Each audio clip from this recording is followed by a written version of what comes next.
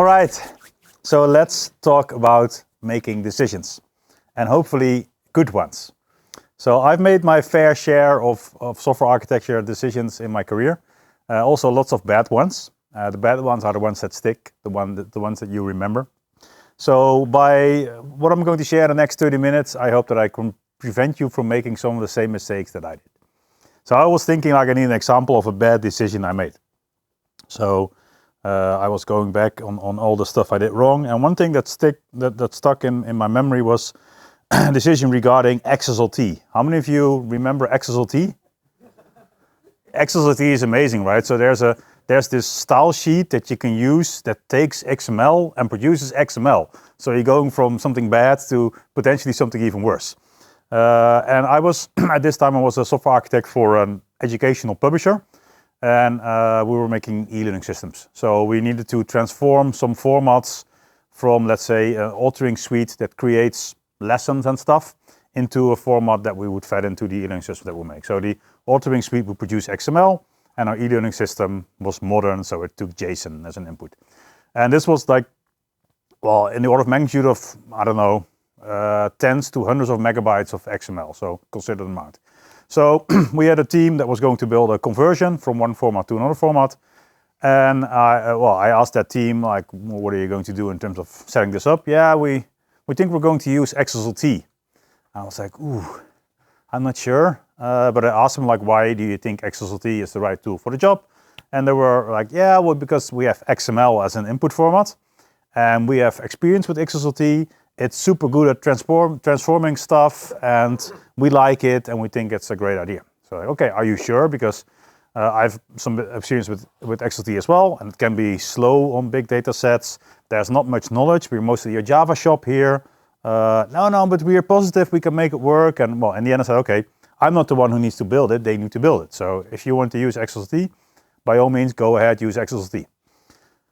Fast forward 2 months later. One of the two developers had left the team, and the other one was not sure he was ever going to make it work. Whereas in the rest of the organization, we had about 40 developers who already had like Java classes that were presenting the JSON formats, etc., etc., etc. So it turned out that the solution to finish the project was throw away all the XSLTs we had and rebuild it in Java with, I don't know, JAXB or SOX, and then transform it to a JSON, etc., etc., etc. So in this case, XSLT may have been a solution for the job, but probably not the right solution had we considered all the factors that are involved, like knowledge in the organization, knowledge in the market, performance, flexibility, the stuff that we're already laying around, etc., etc. So, hopefully I'll prevent you making any choices that involve XSLT in the next coming years. So my name is Bert Schrijver. I'm CTO at OpenValue. I'm also a software architect and a developer. I'm in the board of the NLKUG, the Netherlands Java user group. You know, that other thing that exists beside Kotlin. But the Java and NLKUG means the Java platform, where Kotlin happily runs on. So it's not only about the Java the language, Java the platform.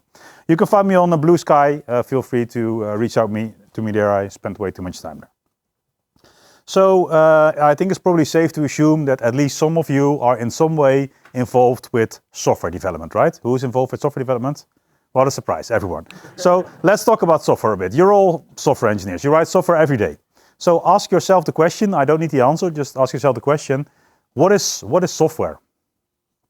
How would you explain software to, I don't know, someone else? Logic. Do stuff, algorithms. Yeah, easy to change, sure, yeah. Somebody once told me like the part of the system you cannot kick. I could agree somewhat there. And in software, well, you can write software without thinking about consequences, design, anything. But at some point, you're going to need to think about some design and some architecture as well, right? So then what is software architecture? Anyone cares to give it a try to give a definition? There's dozens of definitions, so you probably get one right. Decisions that are hard to reverse. I like that, yes. The thing you have, if you like it or not. Yes, so any system has an architecture. So depending on it's something that you considerately made, or something that emerged as a result of conscious and less conscious decisions that you made over time, right? So whenever I want to know what something means, I look up smart people and think how they describe what that means. So Martin Fowler says, software architecture is those decisions that are both important and hard to change. So pretty close to what you said, right? Dave Farley from the Continuous Delivery book says that software architecture allows you to build systems beyond the size of what you can hold in your head. So if it's more complex than you can remember in your head, software architecture may help. Grady Booch, the UML guy, he says that it represents the significant design decisions that shape a system, where significant is measured by the cost of change. So for example, if you're building a house and you're contemplating whether to build the foundations with concrete or with bamboo, this could be considered a significant decision, right? Because once the house is there, it may be fairly difficult to change. So, well, I'm a CTO, so I'm also need to worry about the business side of things. So a definition I like to use myself is that software architecture enables a software team to build software that provides solutions for business problems. So in the end, our goal as architect is to help a team build something that helps the business reach their goals. But you could also say that software architecture is about making decisions by solving contradictions. So our job as architects is also to figure out which contradictions in requirements or constraints we need to solve. But I think we can pretty much agree that software architecture is, for a big part, about making decisions. So now that we know that, how do you make those decisions? Those significant decisions. Those decisions that are both important and hard to change. The decisions that hurt if you get them wrong. So examples are, well, the foundation example I gave, whether to go for microservices or a monolith, whether to go for framework A or B, whether to go for language A or B. Obviously, if you need to choose between anything in Kotlin, it's going to be Kotlin, right? But which runtime you're going to use, which provider you run on, and how do you make the right decision? Well, I'm also a consultant, so when somebody asks me something like this, I'm going to say, it depends. Is anyone old enough to know this guy? Who is this? The architect from the Matrix, right? But I just realized that the Matrix is from like 1969, right? So maybe not all of you have seen it. But whenever somebody says this, you can reply with something straight away. What do you say? On what, right? So from now on, whenever I say depends, or somebody else say depends, I want you to all shout together, on what, right? So let's see what those decisions, those architecture decisions depend. We can start with bad reasons for making decisions. So a bad reason, at least what I feel is a bad reason, is we've always done it like this. Well, maybe we've been doing it wrong all the time, right? I don't care how we've been doing it in the past. I care about what are the reasons why we want to do it in this way. Or we don't want to depend on this library, this framework, this service, this cloud provider. Oh, so you'd rather go build something yourself that the open source community has worked on with 10 people for 5 years because you think you can do it better? Well, if you may be the military, you may not want to depend on, I don't know, a public cloud provider from the other side of the world, right? But if you're a web shop, probably it's okay to run on Amazon or somewhere else. We need to be future-proof of this one. So how many people you know in software development that are able to adequately predict the future? There are some people like in investing and stocks that seem to be pretty good, like Warren Buffett. But apart from that, in software development, not many people are good at predicting the future. So the only way to be future-proof is to make sure that your software is easy to change. So keep it super simple, maintainable, testable. If your software is easy to change, you can be prepared for any future change. Usually, we try to make up imaginary ideas of how the future will look like, and then prepare our software for this, and the future turns out to be different. And then we're stuck with fitting the current truth to whatever we thought what the truth was going to be 1 year ago. Because the product owner wants it. Well, the product owner can say anything they want about product vision and priorities, but they're not going to build the product. So they don't have to say, in my world, too much about the architecture. They can provide input for the architecture, like how many concurrent users or requests do we think we're going to get? What do we need in terms of availability or those kind of things? They can provide input for those numbers if they're able to. So usually you ask like to the product owner, how many users should we be able to accommodate? A lot. How fast should it be? Fast. What in terms of security? We cannot be hacked. Well, I'm sorry, but I cannot promise that we cannot be hacked.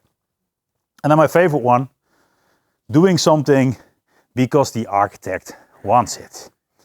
So whenever somebody says this, you should do this because I want it, then you can introduce them to my friend Benny, the seagull. Because if the architect says, I want you to do this, and doesn't come up with reasons or whatever, the architect is basically practicing seagull architecture. So what seagull architecture means is that the development team is having a nice day, I don't know, on the boulevard, near the beach, in the sun, eating their French fries. The architect flies high above like a seagull, dives down every now and then, shouts, "Krah!" shits on them, steals their French fries, and flies back up again. And the problem here is that the shit is only going down, and it's not going back up again. So as an architect, you should be actively searching for feedback from the team you give your designs to. Is this working for you to build those solutions for those business problems that we need to solve? If not, you have no idea whether it's actually working what you're doing. So whenever somebody does this, ask them if they are a seagull architect. And if they don't know, you have a nice story to tell. So how do you make those decisions? Well, obviously it depends. Yes, on what? Well, let's look at some input for architecture decisions. So as tech people, we may be focused towards technical arguments, but I would say that business arguments matter just as much, and maybe even more, because in the end, we're not building tech because we love tech. We're building tech because a business wants to reach some goals, and this is why we're building software to support reaching those goals. So you can always start with the 5 W's, and they're pretty hard to remember, so I'll try to explain it as clearly as I can. The first W is why. Somebody wants something. Why do you want something? Why do you want this? Because X, Y, Z. Then the second W is why. So why do you want that and that? Because of I want to reach this business goal. Okay, fine. Then the third W, and this is the one that's usually forgotten, but this is why. So you ask why again. And then the fourth one is quite straightforward. The fourth one is also why. So you ask why you're doing this. And then the fifth one is the most difficult one because it's completely different than the rest. And the fifth W is also why. So you keep asking why until either you know everything or the other person has no reason anymore. And then the question is it actually a valid argument that this person is making? And one why you can ask is, why are we even here as architects or as software developers? Well, if we go to my definition, to enable one or more teams to build something that has value for the business. So why do those teams want to build something? To help a business reach their goals. Why do we even as the tech department want to help the business reach their goals? Well, basically because that's why we have a job. They pay us to build stuff for them that helps them reach their goals, right? And as a result, I would say that every architecture decision also has a business component. So, well, some input for making sound architecture decisions. Requirements, functional requirements. The system should do this. If you click there, it should produce this screen, login, should have this color, these buttons. But also non-functionals, or I like to call them quality attribute. Anything that ends with ility, performance, not a good example. Scalability, reliability, fault tolerance ability. Well, we'll get to that later. And also business constraints. So constraints can be money, time, people, knowledge, all those things. So ask yourself, which of these impact our architecture the most? Or maybe reverse the question. Which of these three, functional requirements, non-functional requirements, and constraints, impacts our architecture the least? What do you think?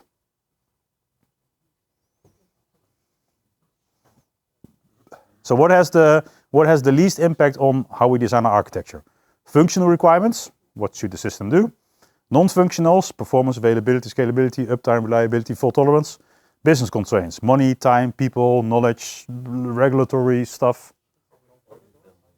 The functional stuff, because usually that's just screens, business logic. Doesn't really matter whether you have microservices or a monolith or space-based or event-driven.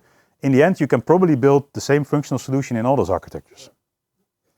So the point of knowing these different types of requirements is that we can probably never fulfill them all fully. So as a result, we also always need to consider trade-offs between conflicting requirements or between conflicting constraints. So if there's a requirement, it needs to be, we need to have an uptime of 99.999%. Well, then my first answer is, do you have 1 billion to spend on your infrastructure? If they say no, then we're probably not going to meet that for the money they have, because if somebody wants, I don't know, 5 nines, one cloud provider is not enough. We need 2, or maybe even 3, and maybe we need our own data center or whatever, and complex stuff around it. But first, let's talk a bit about those quality attributes. What are those? They're often also called non-functional requirements. So a non-functional requirement is a requirement that if you do not meet it, it makes the system non-functional. So for example, availability. If you do not meet the availability requirement, the system is not accessible, so nobody can use it. If you don't meet your performance requirements, it's too slow to use. Well, what quality attributes do you know? Just shout. Probably anything that ends with ility or whatever. We need at least 10.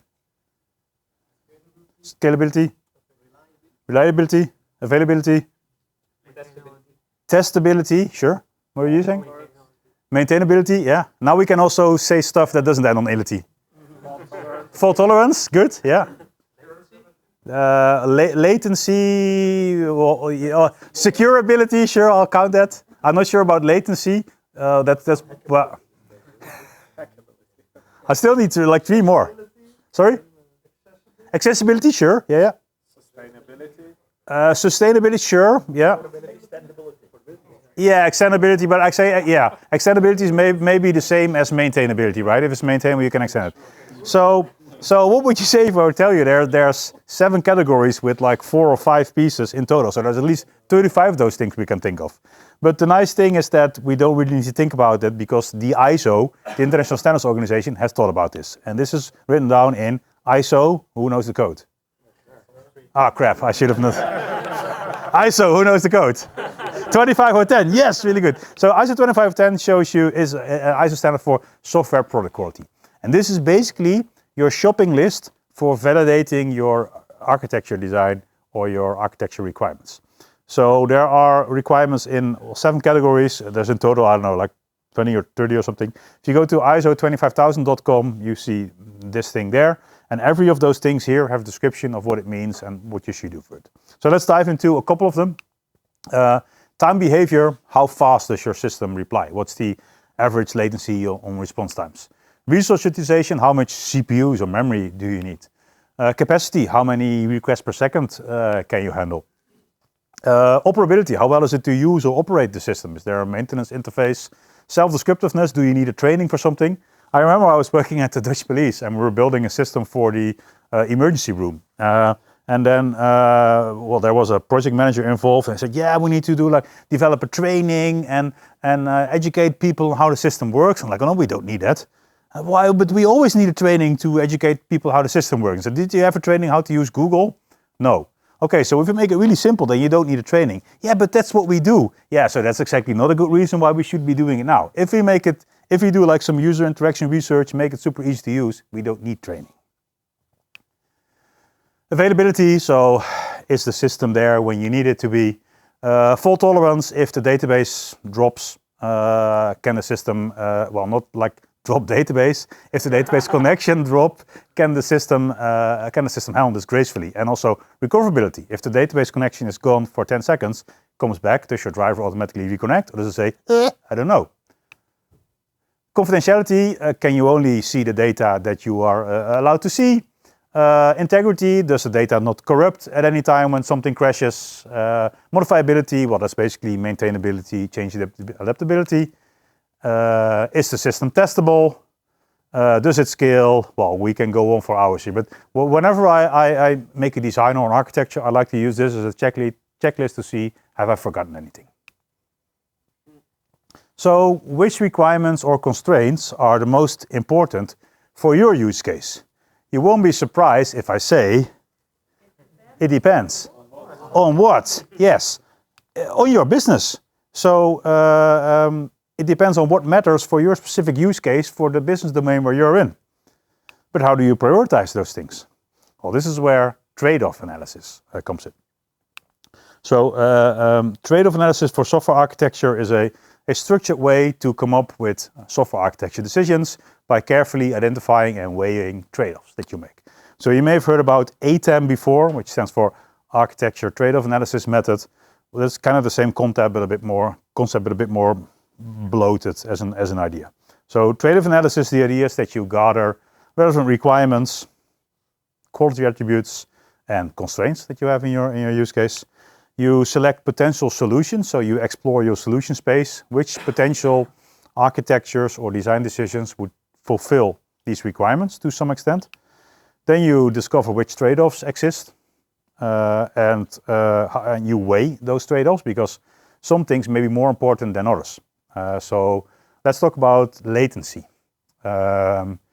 If I don't know, if it's a form where you submit your credential, well, not your credentials, where you submit something, you press send, and then you don't need to do anything anymore. If that form takes 1 or 2 seconds before it says we've received your stuff, do you really care as a user? Not that much, I think. If you're in a high frequency trading situation where you are like selling and buying millions of stock in microseconds, well, then 2 seconds is pretty damn long. You can lose millions of euros in 2 seconds, right? So it depends on what matters to your business. So based on the requirements, the trade-offs, the requirements, the constraints, the potential solutions, and your weighing of those, you can pick the best fitting solution. And this is well, this sounds fairly simple, but there's quite some intricate details. You could write a whole book about software analysis, software trade-off analysis. And that's what Neil Ford and Mark Richards did. So they described software architecture, the hard parts, and this is basically trade-off analysis for distributed systems specifically, but in general, it's widely applicable. So some examples of trade-offs. Security versus usability. Any idea, any examples for this? Yes, two-factor. Who loves two-factor? Who loves the security aspect of two-factor? Who loves the usability of two-factor? No one, right? So that's a clear trade-off. Configurability versus maintainability. You may know those systems where there's hundreds of properties that can configure certain behavior. You have a huge increase in complexity because all those parameters control if statements and else statements and wherever. So this makes it usually more difficult to change the system, because if you want to test it, if there's 100 parameters, how many, like 100 parameters that steer an if statement in your code, how many permutations do we have those 100 parameters? I think that's, yeah, or probably like 100 faculty or something, like a large number. And if you want to test the whole system, you need to test all those different combinations of all those parameters. Availability versus cost. Well, we kind of talked about this, right? If you want like 99.999, then one cloud is not enough. You need multiple cloud providers. You need a proxy up front that distributes requests over those cloud providers. But that proxy cannot be a single point of failure. You need that, well, whole rabbit hole there. Performance versus cost. I want a super fast system. Well, I can get the biggest machine that Amazon can give you, but it will cost you something. So an example here, I was, well, this was again at the publisher. That was a source for many stories for me. We went live, and we went live after every sprint. And in the monitoring, we saw that the response times went up. And as a result, we scaled the number of servers from, I don't know, 4 to 8 or something. And then response times were back to what was normal for us. But then we realized we had a problem. We ran some tests. We should have run them before the deployment, but we didn't. We ran some tests, and we saw that we could now have about half the performance of what we did before this release. So something was clearly wrong. So we went to the product owner and we said, yeah, we have a problem. There's this performance issue, and we'd really like to fix it because now we're running with twice the servers as we were before. And can we basically figure out what the problem is, fix it, etc., etc. And then the product owner said, well, what do those servers cost us? Well, I don't know, like 200 euros extra per month. Okay, how many times do you need to fix the system?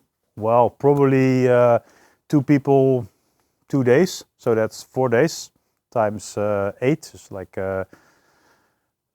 32 hours times, I don't know, 100 euros an hour, 3,200 euros. and those servers only cost me 200 euros a month. So I can go well over a year paying for those servers and using your time for something else. I didn't really agree, but 2 weeks later we coincidentally found the issue and fixed it in 5 minutes. So it turned out to be a good decision. Performance versus maintainability. Well, if you have like a super difficult performance algorithm, then it may be less maintainable. Runtime configuration versus robustness basically means that if you have lots of things that are configurable at runtime, like your database connection, you may break it because it's super configurable. So as a result, you could say that every decision is a trade-off. So the essence of software architecture is being able to objectively analyze those trade-offs. So this is all about solving conflicting requirements. And if you found a decision where you think this isn't a trade-off, then probably you just are not aware of the trade-off yet. So let's look at an example of trade-off analysis. This is from an amazing talk called Modern Trade-off Analysis for Software Architecture by Neil Ford. And Neil even states that everything in software architecture is a trade-off. So he recently presented this talk at a software architecture meetup I organized here in Utrecht actually. But this recording is from somewhere else, from a conference where he presented. So what he says is we have, 4 architectures we're investigating. Microservices, service-based with a central database, event-driven with, Kafka and events or something, and space-based architecture. Space-based architecture is aimed at, achieving superior scalability.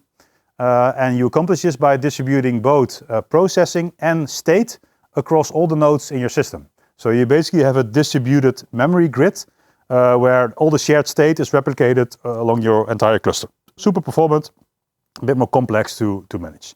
So what we now can do is figure out what matters to us. So, here are a lot of entities, maintainability, etc., etc., etc. And now we can, for every solution in the solution space, we can give them stars or number or whatever. So microservices are relatively maintainable, but they may be a bit more expensive because we need lots of hardware to run them. Event-driven is, super fault tolerant, but not so simple. Space-based is super performant, super scalable, and super elastic. Well, that's elasticity and scalability is pretty much the same thing in my book, right? But let's not doubt what Neil does. So what you can do here then is look at which solutions are really good at which parts. Deployability, fault tolerance, microservices, event-driven, elasticity, space-based, performance. But how do we pick from this? How do we know which characteristics are the most important? We can ask our business, right? So what is important to the business turned out is maintainability, deployability, and testability, which means that in this case, microservice works pretty well. Service-based is the second, the other ones don't fit that well. So this is obviously a bit of a simplified example, but it helps understanding the approach basically. So, which requirements and trade-offs should you consider? Well, obviously there's technical factors involved, right? Quality attributes, basically anything in ISO 25010. But there's also the organizational side of things. Let's say you're looking at going for, moving from Scala to Java or Kotlin. I have 1 minute left, so it will be a stretch out minute, but we'll make it. Developer experience. How well does it work for developers to work with? Learning curve. How much time does it take for your team to learn it? How is the tool and IDE support? Do we have good IDEs to work with and tools? How is the documentation and the support? Does it integrate well with our current landscape, or is it completely different than what we're doing? How is adoption and popularity and expertise, both in our own team? Do we know something about this technology? Or in the industry? Is there a community around us that can help us? And how about long-term viability? So is it actively developed? Is there a community and ecosystem around this? Is popularity going up or going down? And then there's business factors, like money. What do we need to pay in terms of infrastructure to run this? If it's an AI solution, we need to probably buy GPUs. Are there licenses involved? Do we need to buy support to be able to sleep at night? Is this a niche product where we need to pay more to get specified engineers on site? What's the total cost of ownership? Does this influence our time to market because we have a reusable solution or something? And this one is something that's always interesting. I was just talking about this before we were getting started. We have this thing now on wanting to migrate to this new situation. So how much will it cost us to go to the new thing? And what will the benefits be after we are at this new thing? Because while you're migrating, you're making it actually worse. You have one solution, while you're migrating you have two. And then it may take 3 months to migrate, but are we ever going to win that back afterwards? What will be the impact on productivity in our team? And is there anything like regulatory requirements, legal stuff, risk of IP? If we need to rent a license from someone, will they be able to revoke our rights on using the IP on this stuff? And is there an exit strategy? So what if we don't want or cannot use this anymore? Is there a way to get out of this? So you often hear stories like we need to worry about vendor lock-in. I don't really care that much about vendor lock-in. If I go to Amazon, I'm happy to use any of the stuff that Amazon provides me. But I do think about the cost of moving away. So for example, you can go super close to the stuff that Amazon offers, or you can decide I'm going to use a Docker image as my deployment surface. Well, if you are on Docker, you can go to Google Cloud easily or to Azure easily. We're almost done, and now I can do it within 1 minute, so we'll be good. So when do you not compromise? So when do I personally not weigh trade-offs? I think that's quite easy when the risk is too high. So when I'm risking irreversible damage to my business. For example, security. I get hacked and my business IP gets stolen. Privacy. The data of our customers are out in the open. This is a company terminating event, possibly. Huge outage. I'm a bank. I'm down for a week. People cannot pay rent, cannot get their salary. I'm out of business. So in those kind of things that are basically irreversible, I don't weigh trade-offs. I just say, this is it. If not, fine. Go find somebody else to design this for you. So to summarize, making those decisions. Well, let's start with gathering requirements, functional, non-functional, constraints, brainstorm possible solutions, consider technical factors, but also organizational and business factors. Discover and weigh those trade-offs, and then pick the best fitting solution according to your business needs. So how do you make them?